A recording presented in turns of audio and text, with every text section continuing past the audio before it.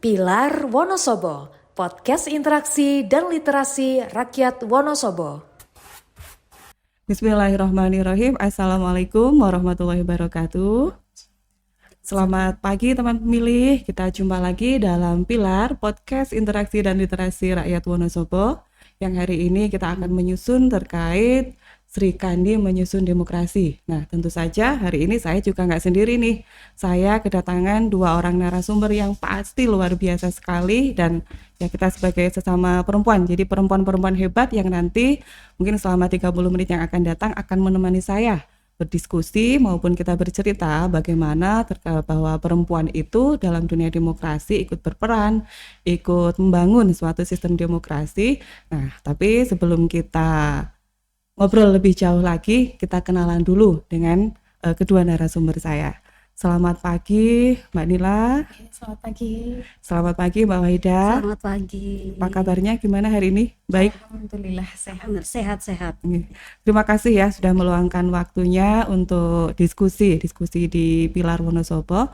Ya, kebetulan hari ini kita mengusung tema tentang Sri Kandi menyusun demokrasi. Jadi Sri Kandi itu kan bagian dari kayak perempuan itu ya, perempuan itu biasanya disebut sebagai Sri Kandi.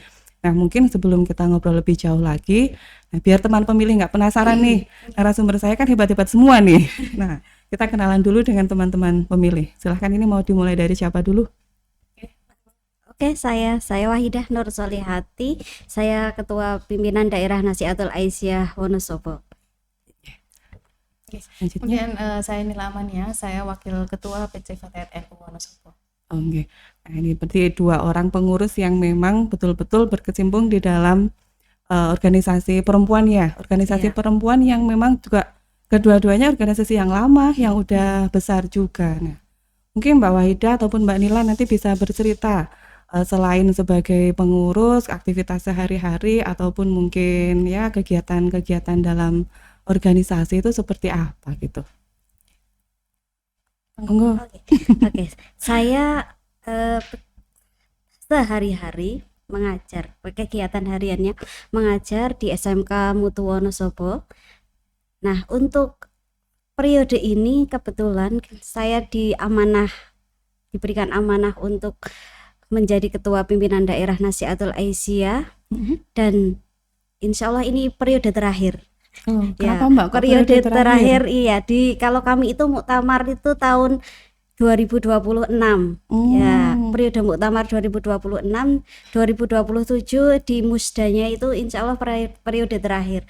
Jadi usia, karena memang usianya itu sudah melewati di fase 40 tahun. Kalau di Nasihatul Aisyah itu usia bisa menjadi anggota itu dari 17 sampai 40 tahun. Ada batas usia ya, juga ada batas ya. usia. Jadi nanti kalau setelah usia 40 tahun sudah nggak bisa ikut di Nasihatul Aisyah, bisa bergabung di yang lain lagi gitu. Betul. Di atasnya ya. Menjadi ibu.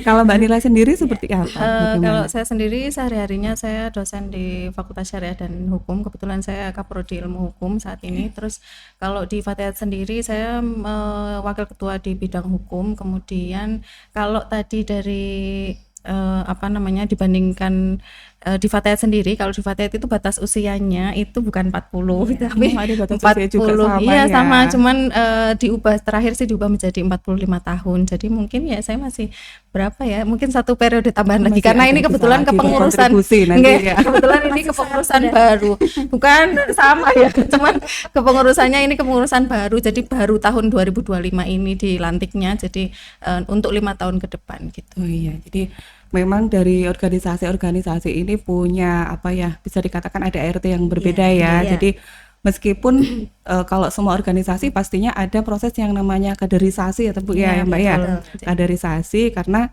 namanya ya tadi ada batasan usia.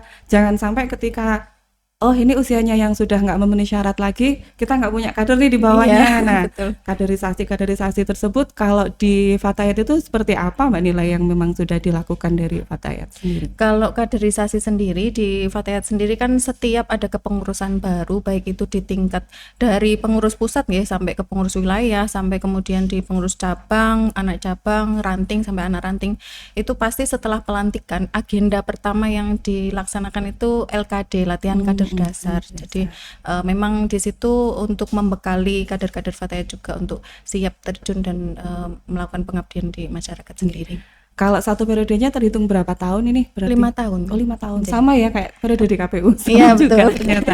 Kalau di Nasyiatul Aisyah sendiri Iya. gimana Mbak Ini Wahida? agak berbeda ketika di Nasyiatul Aisyah itu periode saya itu 2022 sampai 2026. Meskipun untuk pelantikan kemarin kami di 2023 karena kami menggunakan periodisasi itu muktamarnya. Jadi muktamarnya, ya tahun bukan muktamar di bukan tahun di Aisyahnya, bukan 2022 ya di kemudian Nasyiatulnya. turun sampai tanfidnya, kemudian di pimpinan wilayah turun sampai ke daerah itu biasanya akan 1 tahun jedanya dari muktamar itu sendiri. Jadi kalau periode ini di tahun 2026 itu sudah muktamar Nasyiatul Aisyah, berarti nanti di pimpinan daerah akan musda melakukan musyawarah daerah itu di tahun 2027, kemungkinannya seperti itu. Iya. Ya, berarti kita sebagai perempuan saya jadi ikut berbangga sekali ya, meskipun sebenarnya kalau kita melihat bahwa perempuan di Indonesia ini kan kalau dilihat dari secara kuantitas itu banyak gitu ya. Kemarin juga saya sempat membaca-baca kayak di Wonosobo jumlah penduduk perempuan dan laki-laki itu selisihnya cuma sedikit. Hampir Jadi, seimbang. di tahun kita tahun 2025 itu untuk jumlah penduduknya bisa sekitar 950 ribuan ya. Ternyata selisih antara laki-laki sama perempuan cuman berapa ya, nggak sampai 30 ribu. Jadi kalau dipersentasekan ya sekitar 3% gitu ya. Jadi sebenarnya perempuan ini kan juga banyak suaranya, kemudian secara kuantitasnya juga lebih banyak. Nah, makanya mungkin ketika dengan adanya pertumbuhan ini perempuannya yang kemudian banyak, ini juga kami seperti di tingkat penyelenggara maupun di aturan-aturan penyelenggaraan demokrasi juga kita ada didukung dengan aturan untuk 30% kuota perempuan. Ya, misalnya kayak waktu mau jadi penyelenggara pun kita juga memperhatikan. Ya kan penyelenggara karena masyarakat ini kan ada laki-laki dan perempuan ya. Jangan sampai yang diakomodir hanya yang laki-laki saja. Di sini juga ada kuota 30% perempuan untuk sebagai penyelenggara. Dan juga ketika kita partai politik mau mencalonkan itu juga ada aturan 30% kuota perempuan. Ya, jadi kalau mereka mau mencalonkan kok urutan kuotanya nggak terpenuhi 30% ya harus ngulangi lagi. Makanya sebenarnya ini adalah bagian dari ini ya terobosan bagi kita sebagai perempuan untuk lebih bisa menyuarakan ya entah menyuarakan suara kita atau mungkin ikut sebagai penggerak. Ini kan kita bisa berperan semuanya karena namanya demokrasi. Gak mungkin dia hanya berdiri sendiri, tapi juga masyarakat harus ikut berperan serta terhadap tegaknya demokrasi ini. Nah, kalau kita kemudian dari 30% itu, menurut pandangan Mbak ini gimana nih kalau dari apakah sudah terpenuhi sebagai 30% kuota perempuannya? Ini dari siapa dulu? Mbak Wahida dulu. Terima kasih untuk pertanyaannya. Sebenarnya terkait dengan ini kan afirmasi dari pemerintah 30% kuota perempuan. Sebenarnya itu ya bisa dijadikan kalau saya bilang itu gerbang awal, bukan tujuan utamanya bahwa ini sudah keterwakilan 30%, itu kan tidak. Tetapi sebagai landasan awal kita untuk bergerak bahwa gerbangnya kita itu sudah ada tempatnya, sudah ada wadahnya. Tinggal bagaimana perempuan ini menjadikan pintu itu untuk bisa bagaimana kita itu ya mengisi ruang-ruang demokrasi yang ada di negara kita ini. Tetapi hanya saja kan ketika kalau saya bisa mengutip mungkin terkait dengan ucapannya kami di Siti Walidah ketika yaitu sebagai pendiri Aisyah yang pertama di ini mungkin ketika bagaimana perempuan itu tidak boleh diam. Ketika perempuan diam, maka terjadilah di situ itu kemajuan umat akan tertinggal.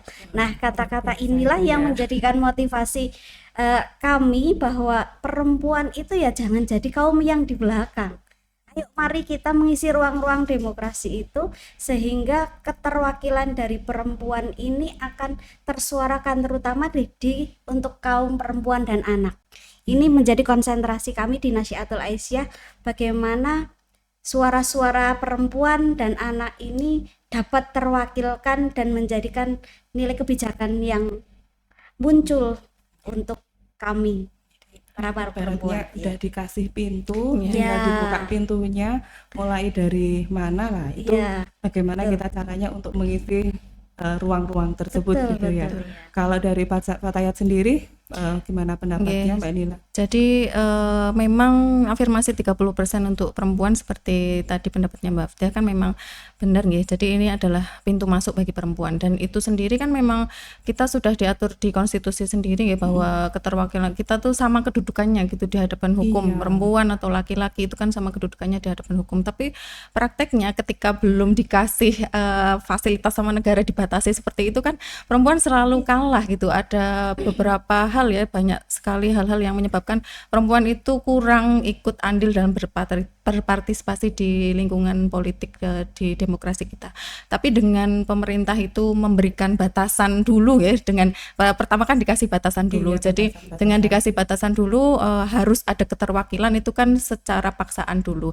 Nah di sini memang negara nggak cuma harus mengakomodir dari kepentingan tersebut, tapi juga harus memastikan nih 30%-nya itu dilaksanakan secara apakah hanya di awal saja atau sampai nanti di mekanisme sudah jadinya atau seperti apa keterwakilannya. Iya, karena kalau keterwakilannya hanya diatur di 30% di seleksi calon saja, tapi nanti ketika faktanya sudah ada kepengurusannya atau apapun itu kadang tetap nggak ada perempuannya. Nah itu kan sayang sekali. Jadi memang di sini negara harus mengawal sih itu walaupun sudah ada afirmasi 30% tersebut kebijakannya. Iya, jadi memang kuota 30% perempuan ini masih dirasa masih baru sebagai starting point-nya gitu ya. Belum kemudian mengawal sampai dengan selesai. Nah, tapi mungkin ini kan bagian namanya kita sebagai warga negara ataupun sebagai negara juga ada penyelenggaranya, bagian dari ikhtiar katanya. Manusia itu wajib ikhtiar gitu kan, semaksimal mungkin. Dengan ikhtiar ini mungkin juga butuh waktu, butuh proses yang yang ada jangka waktunya ya. Paling tidak startnya dari awal itu sudah ada, sudah bagus gitu ya, sudah diberi ruang. Jadi ya kita sebagai perempuan juga tetap berbangga ya Mbak ya, karena kalau nggak ada ruang seperti itu ya mungkin kita nggak ada di sini juga kali ya. Seperti kembali itu. Kepada prinsip keadilan. Iya betul, karena sebenarnya memang bahwa baik negara kita, negara menjamin hukum laki-laki dan perempuan juga kedudukannya sama. Kemudian kita sebagai umat beragama pun hak perempuan dan laki-laki juga sama gitu ya. Oke. Nah, kalau kemudian dalam proses demokrasi sekarang saya minta yang dari Fatayat ya, dari proses demokrasi ini apakah proses demokrasi ini melibatkan perempuan itu sudah dianggap ideal, sudah representatif atau belum sih Mbak? Atau mungkin ada yang memang masih kurang banyak atau gimana lah, nanti mungkin bisa disampaikan. Tapi seperti yang kita bahas tadi karena ini untuk awalan, karena dari awal yang belum ada kebijakan sama sekali, belum ada mekanisme sama sekali, kemudian mulai dibuka kerannya nih, 30% dulu keterwakilan harus terpenuhi. Nah, menurut saya itu sudah cukup bagus sih untuk awalan, karena kita tahu sendiri bahkan ketika sudah dibuka saja belum tentu banyak yang mengakses juga gitu. Jadi untuk awalan itu masih sudah cukup bagus. Cuman memang kedepannya kita masih butuh evaluasi gitu. Tetap kita masih mengawal kebijakan khususnya yang memberikan ruang kepada perempuan untuk bisa berkontribusi gitu. Iya betul. Jadi kalau untuk menjadi ideal ini memang masih butuh waktu. Proses tidak yang mungkin instan. Ya iyalah. Namanya mie instan juga bikinnya butuh proses, apalagi ini suatu gerakan ya, suatu yang memang juga menghasilkan 30% itu kan juga sebelum ini juga butuh waktu yang lama, makanya kemudian ini juga nanti kita butuh proses panjang. Nah, semoga saja dengan proses ini juga lebih menambah semangat para perempuan untuk bisa ikut berandil dalam demokrasi. Selanjutnya kalau dari Nasyatul Aisyah sendiri terkait perempuan ya dalam bidang politik itu dinamikanya itu memang kan banyak sekali ya, dinamika luar biasanya banyak ya, namanya perempuan dengan segala dinamikanya dalam bidang politik. Menurut pandangan dari Nasyatul Aisyah itu sendiri gimana Mbak Wahida? Ya, terima kasih. Untuk Nasyatul Aisyah itu sebenarnya memandang terkait dinamika perempuan dalam politik, ketika sebenarnya bahwa hari ini itu suara perempuan sebenarnya sudah disadari bahwa adanya suara perempuan itu sebenarnya seharusnya mengambilkan peranan kebijakan yang lebih komprehensif, terutama ya tadi saya katakan untuk anak perempuan, untuk keluarga di lingkungan masyarakat. Ini kan sebenarnya ranah-ranah perempuan ini tidak hanya berpikir secara perhitungan materi saja, perhitungan angka saja, tetapi bagaimana nilai-nilai moral etika itulah yang nanti seharusnya itu mengawal dari sebuah kebijakan. Pada akhirnya kan kembalinya ke situ. Ya, bagaimana nanti ketika perempuan ini harus atau bukan menjadi hanya tadi yang dikatakan, kalau kembali ke tadi hanya keterwakilan 30, tapi bagaimana perempuan ini juga harus yang berkualitas, menjadi perempuan yang berkualitas, jadi bisa mengisi ruang-ruang publik ini dengan menghasilkan kebijakan yang ya bisa berdampak bagi perempuan luas juga ya, betul gitu. Namanya bagi perempuan, karena yang ngerti kebutuhan perempuan itu ya, sendiri perempuan kan juga itu perempuan sendiri, gitu ya. betul. Makanya kalau mungkin ada keterwakilan di ruang publik ataupun sebagai pengambil kebijakan, ya siapa tahu bisa lebih memberikan akses yang lebih baik buat perempuan di Indonesia gitu. Nah, kalau tadi kita juga sudah ngobrol banyak terkait ya kegiatan di Nasyatul Aisyah dan juga Fatayat, proses pengkaderannya. Nah, tadi proses pengkaderannya juga sudah kita obrolin juga ya. Ini kan namanya proses pengkaderan, pastinya juga tidak hanya kader untuk menjadi seterusnya selanjutnya gitu ya. Tetapi di sini juga kader yang untuk mengganti ataupun ada periode di selanjutnya, tetapi dalam kapasitas yang mereka juga punya kualitas yang bagus. Nah, dari kualitas yang bagus itu khususnya nanti ke arah demokrasi gitu ya, karena baik di Nasyatul Aisyah maupun di Fatayat pun kan tetap ada yang namanya proses demokrasi, pemilihan kepengurusan. Nah, itu prosesnya gimana itu perkembangannya di Nasyatul Aisyah? Kalau di Nasyatul Aisyah itu sebenarnya ketika kami memiliki program untuk penguatan terhadap kader itu, kami membaginya atau mengistilahkan dengan 3 hal. Yang pertama itu terkait dengan bagaimana menguatkan ideologi dari kader. Nah ini dulu. Ya, yang pertama ketika perempuan ini terutama mau berkiprah di dunia politik, kalau mengisi ruang-ruang demokrasi, pastinya landasan dasarnya itu harus kuat dulu. Iya, pondasinya ya Mbak. Pondasi awal akarnya ini mesti kuat dulu sebelum terjun di masyarakat untuk pengambilan keputusan dan lain sebagainya. Ini sangat penting. Kemudian yang kedua, ketika kami mengedukasi secara ideologi, juga kami itu melakukan advokasi bahwasanya ketika bagaimana nanti perempuan ini juga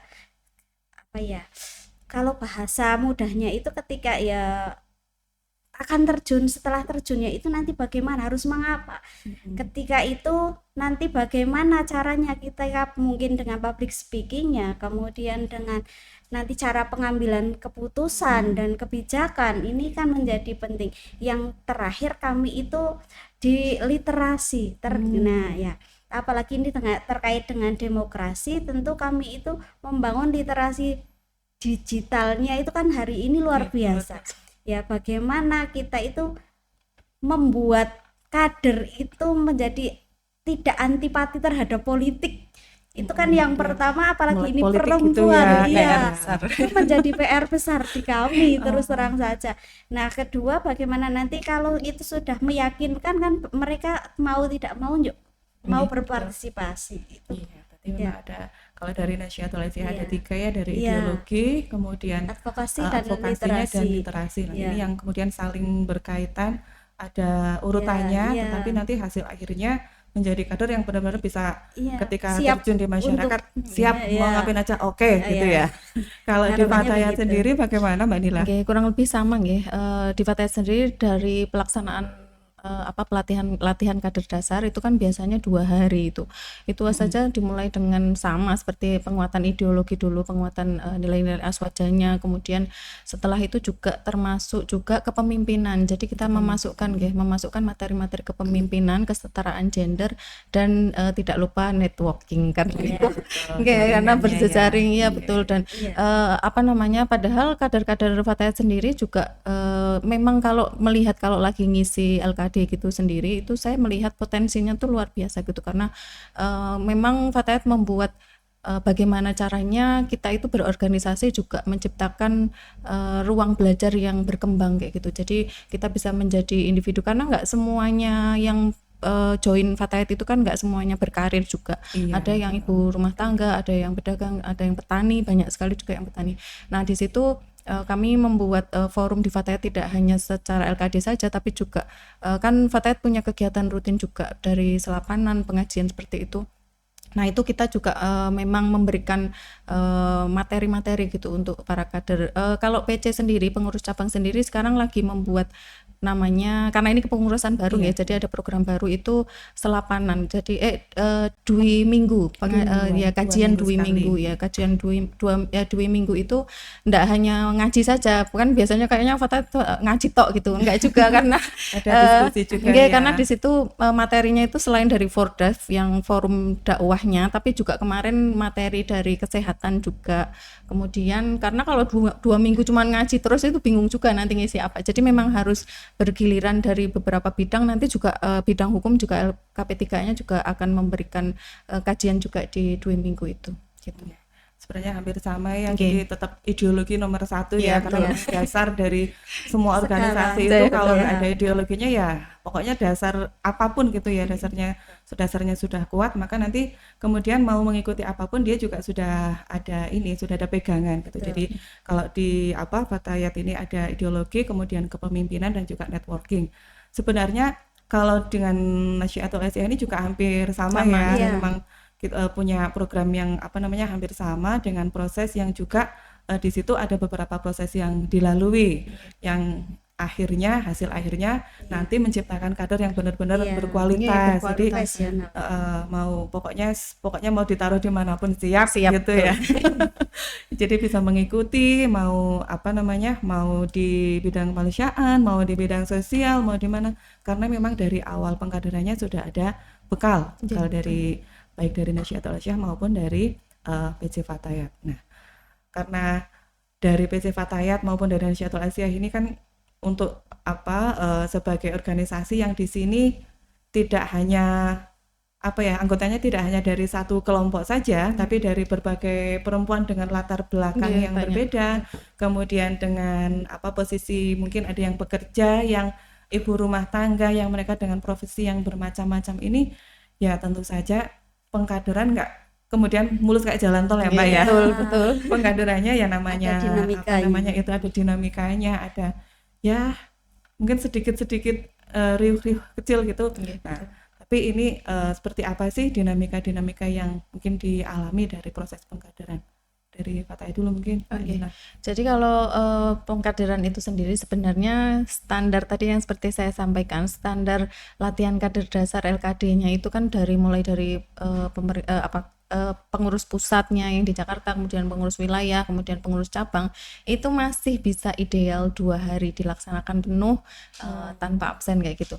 Tapi ketika sudah mulai turun ke pengurus yang anak cabang, kemudian sampai ranting dan anak ranting, itu memang sulit gitu. Karena kalau harus 2 hari itu mereka meninggalkan kegiatannya, meninggalkan anaknya. Nanti jadi kita harus fleksibel seperti itu. Kita melakukan pemadatan materi kayak gitu. Karena kalau dipaksakan harus 2 hari full dan dengan sama seperti pengurus misal wilayah kayak gitu, nanti yang di ranting-ranting nanti malah protes, nanti nggak pada mau ikut lagi.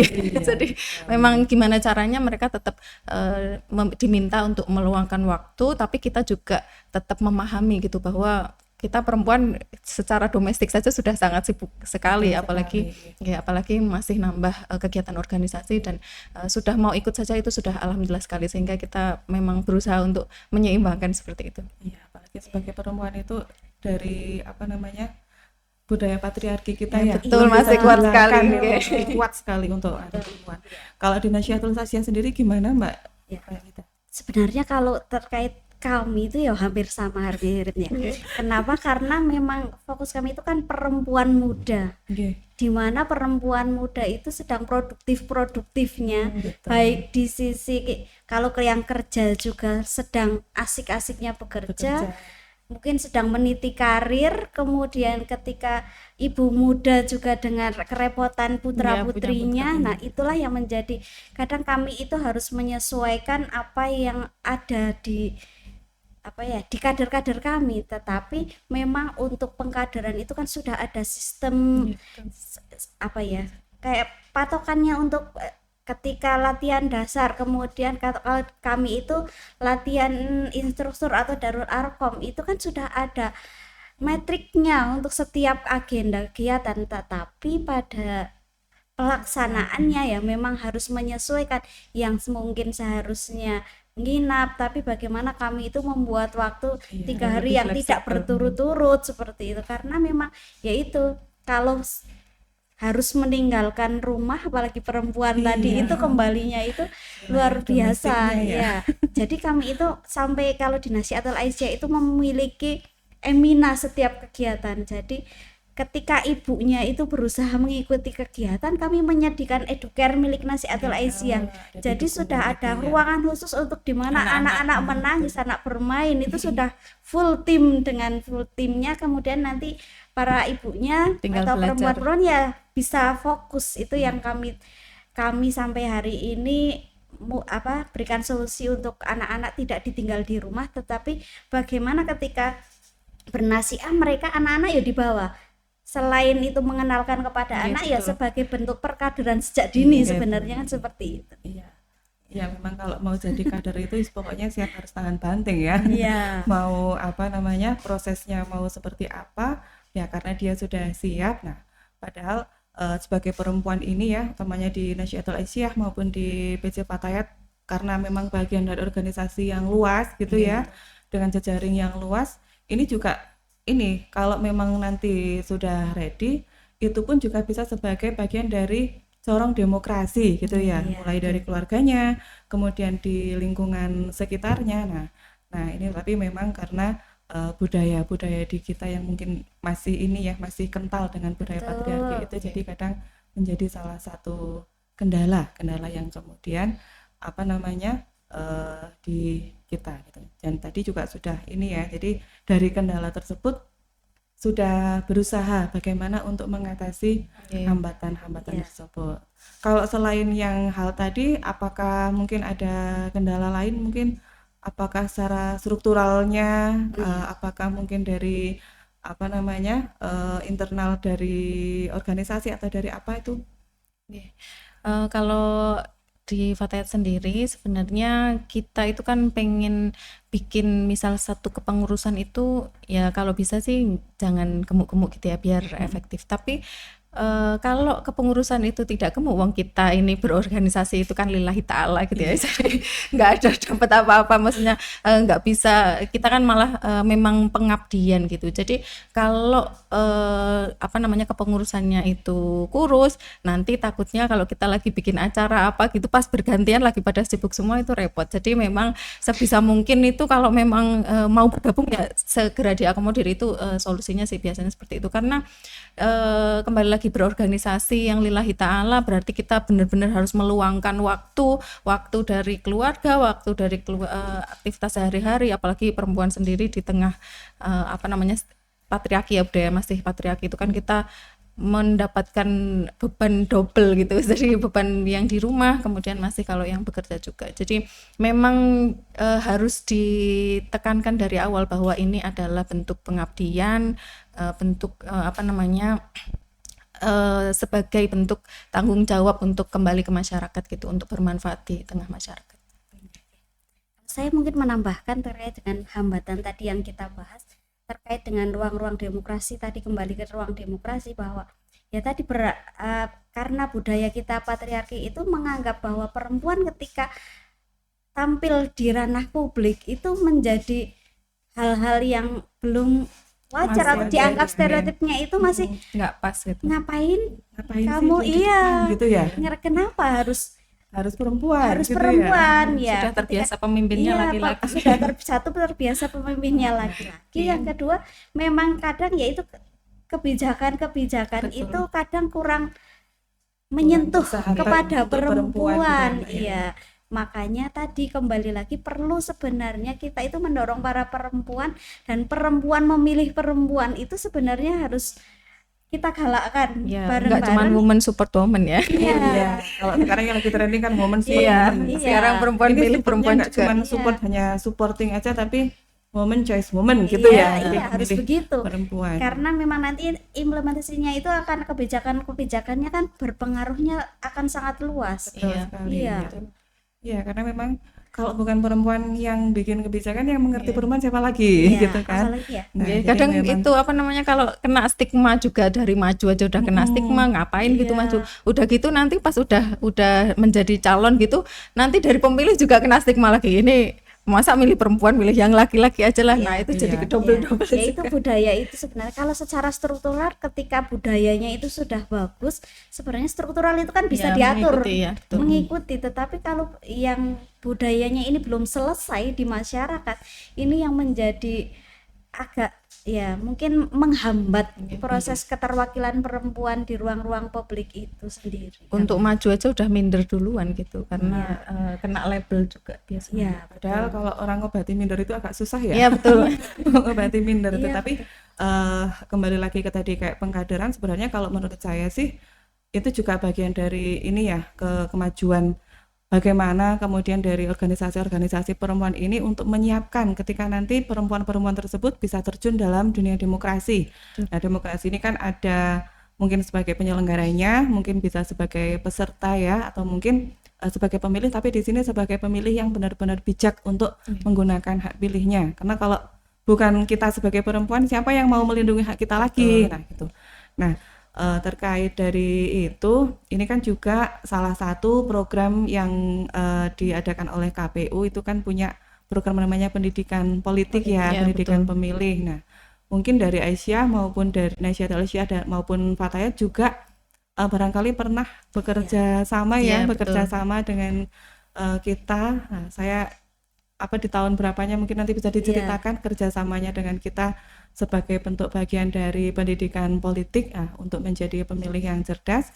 Mungkin bisa diceritakan dari Mbak Wahidah kalau terkait kerjasama kalau dengan KPU sendiri. betul. Terima kasih. Untuk di Nasyiatul Aisyah itu ketika tahun ini pemilihan yang kemarin itu kan sudah bekerja sama salah satunya dengan KPU itu sendiri, bagaimana tidak hanya mensosialisasikan tapi bagaimana kayak pendidikan politik untuk para perempuan itu untuk ditingkatkan. Nah, partisipasi, kemudian bagaimana kita menangkal hoax itu juga kami pernah kerjasama dengan KPU. Nah, ini harapannya apa yang sudah dilakukan kedepannya akan semakin intens kerjasama kami, sehingga pendidikan perempuan yang basicnya itu di ruang-ruang publiknya itu sangat jauh, mungkin di desa-desa, di akar rumput itu akan sampai ke sana. Karena kan mungkin Fatayat ataupun Nasyiatul Aisyah punya basis massa yang sampai ke akar sampai ke ranting dusun. Ini akan semakin luas, sehingga mungkin perlu nanti kerjasama yang lebih intens untuk bagaimana sih menguatkan peran perempuan di ranah politik itu sendiri. Dari Fatayat juga pernah ya ada kerjasama dengan KPU untuk terkait waktu pendidikan politik juga ya. Sama seperti waktu di tahun pemilihan itu itu memang ada di tahun bahkan ada MOU juga, tapi MOU langsung dengan Nahdlatul Ulama sendiri. Nanti kan bisa menginstruksikan kepada panom-panomnya. Kemudian kalau yang karena ini fatayat kepengurusan baru ya di tahun 2025 itu kemarin baru mengirimkan delegasi saja yang acara yang dibuat Yang untuk kemarin itu pendidikan untuk politik perempuan itu baru mengirimkan kader bersama dengan anggota-anggota organisasi wanita yang di Wonosobo. Tapi kalau yang internal langsung dengan fatayat yang tahun kepengurusan baru ini kan belum, ya nanti ditunggu. Ini kolaborasinya bersama fatayat siap untuk berkolaborasi. Sebenarnya gini Mbak Yusi, kalau saya bisa menambahkan, kalau saya mengutip didiklah perempuan, niscaya keluarga dan lingkungan sekitarnya itu akan tercerahkan. Ya, kalau kita mengutip dari itu sebenarnya kan ini langkah yang sistematis untuk menyebarluaskan demokrasi dan keterlibatan perempuan itu. Kalau perempuan sudah paham, otomatis dia akan mengajarkan kepada anak dan suaminya bahkan kan seperti itu. Iya, makanya ketika perempuan sudah tersasar ini kan dia sebagai intinya ya, inti yang bisa menyebarkan apa itu informasi ya, karena memang biasanya memang kalau informasi lewat perempuan itu cepet banget Mbak. Cepet banget ya, jadi cepet banget tersampaikannya, apalagi ini informasi yang sifatnya kayak pendidikan politik, kemudian informasi terkait pelaksanaan demokrasi di Kabupaten Wonosobo, ataupun informasi-informasi yang agar membuka pandangan perempuan terhadap kegiatan politik ya. Jangan sampai perempuan dengan kuantitas yang banyak itu tapi dia tidak paham tentang kegiatan politik, hanya menjadi pengikut-ikut saja. Tidak kemudian kalau bisa sih menjadi sebagai penggeraknya, sebagai yang memimpin di depan gitu ya, mengambil kebijakan juga.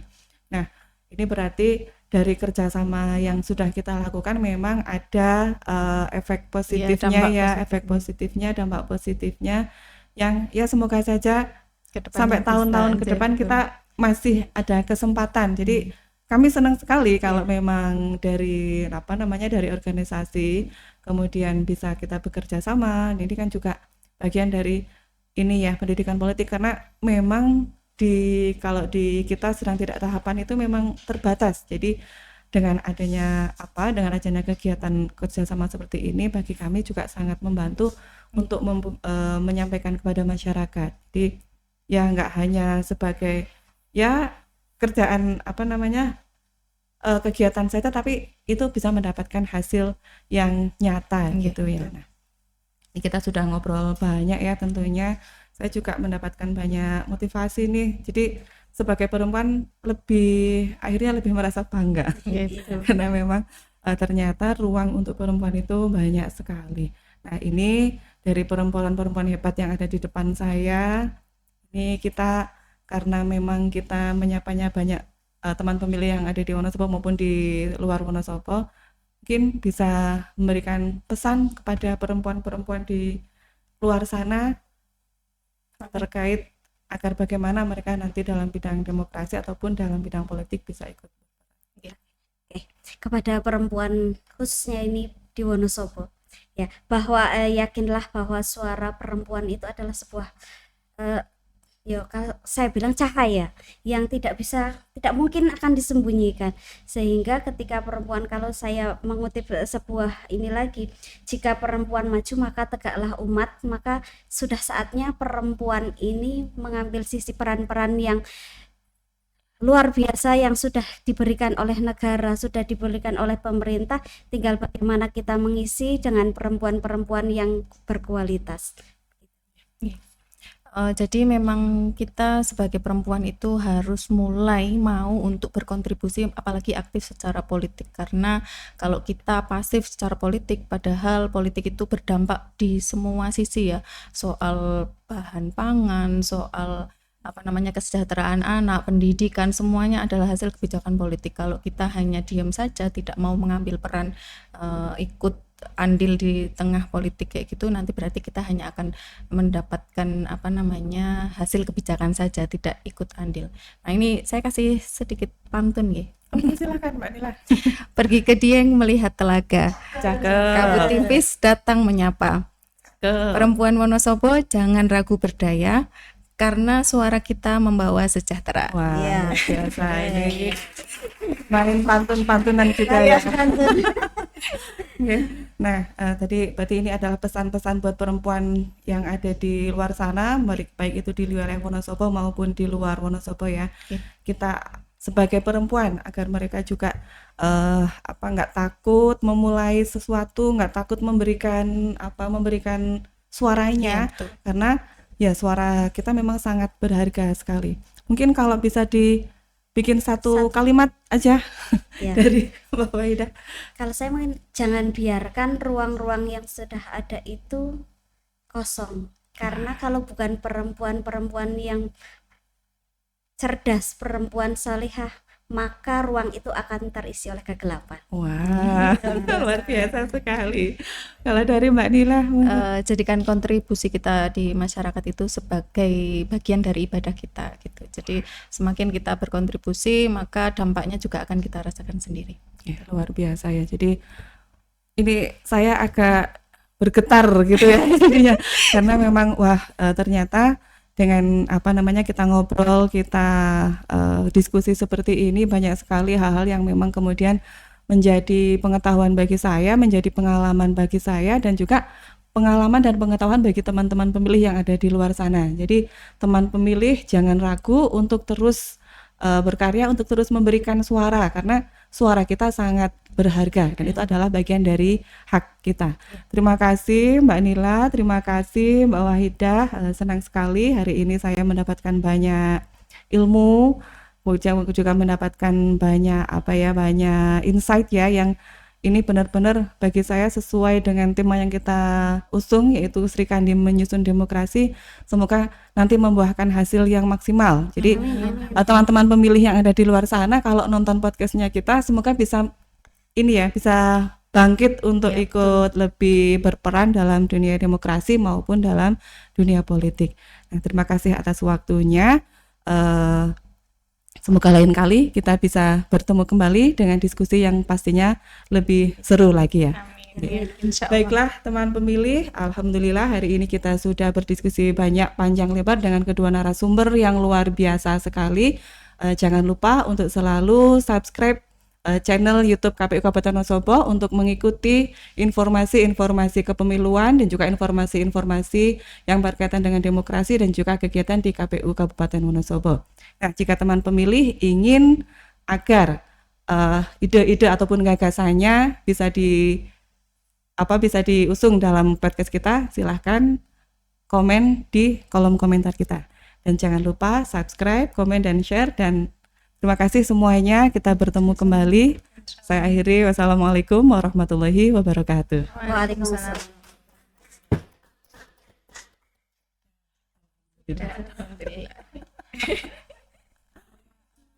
Perbatasan kiamat.